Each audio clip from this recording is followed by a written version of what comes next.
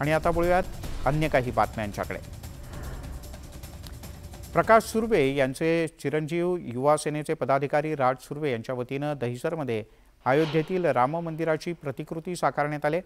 तसंच रामाची विशेष आरती सुद्धा इथे करण्यात येणार आहे। दरम्यान श्रीरामाने आपल्यासोबत लोकांना एकत्र घेऊन सुराज्य स्थापन केलं, त्याच धर्तीवर पंतप्रधान मोदी सुद्धा सगळ्यांना सोबत घेऊन सबका साथ सबका विकास हे ध्येय राबवत आहेत। पूर्ण देश नव्हे तर सगळं जग सध्या राममय झालंय अशी भावना राज सुर्वे यांनी व्यक्त केली।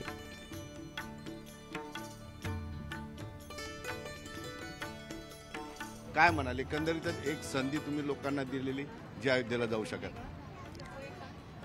साहेब, या ठिकाणी आपण पाहत असाल की लोकांचा, आपण कॅमेरा फिरवून बघत असाल तर लोकांचा क्रेज जो आहे ते अयोध्येला जाऊ शकले नाही, तरी आमदार प्रकाशदादा सुर्वे यांचा प्रयत्न होता, माझा देखील हा प्रयत्न होता मनापासून की तिकडे जरी जाऊ शकले नाही तरी या ठिकाणी मागाठाणे मतदारसंघामध्ये अयोध्येसारखं जे सन्माननीय पंतप्रधान आपले नरेंद्र मोदीजी वातावरण निर्माण करत आहेत, अगदी त्याच पद्धतीचं वातावरण आम्ही या ठिकाणी निर्माण करण्याचा प्रयत्न इथे केलेला आहे। आपण बघत असाल की राम भगवानांचं हे भव्य दिव्य सेट त्या ठिकाणी आपण उभारण्यात आलेलं आहे।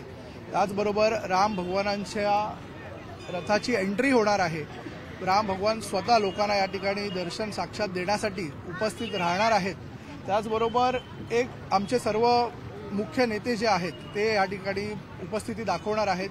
एकंदरीत अतिशय भगवमय वातावरण इथे झालेलं आहे आणि आमच्या बाळासाहेबांचं जे स्वप्न होतं ते कुठेतरी साकार होत आहे। त्याच्यामुळे आमच्या मनामध्ये, आमच्या नसानसामध्ये एक भरपूर तरुणांमध्ये एक जोश या ठिकाणी निर्माण झालेला आहे। दादा, की राम मंदिर उभं करण्याच्या मागे एक फार मोठा लढा आहे, कदाचित आजची तरुण पिढी त्यांना माहीत नाही आहे, त्याचं हे प्रतीक आहे, हे विजयाचं प्रतीक।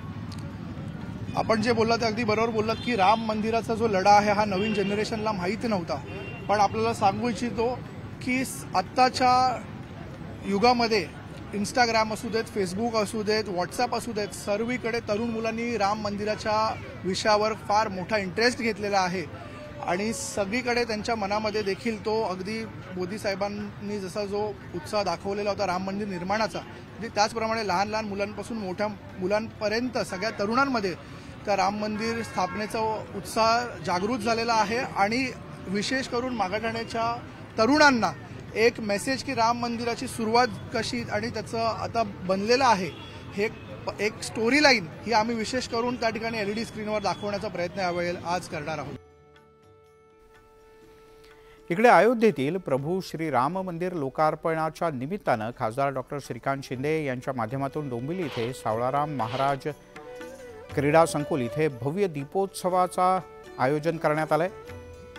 विक्रमदीप असं या कार्यक्रमाला नाव देण्यात आलं आहे। या दीपोत्सवात 1,11,111 दिवे उजळणार आहेत आणि याचा विक्रम नोंदवला जाईल।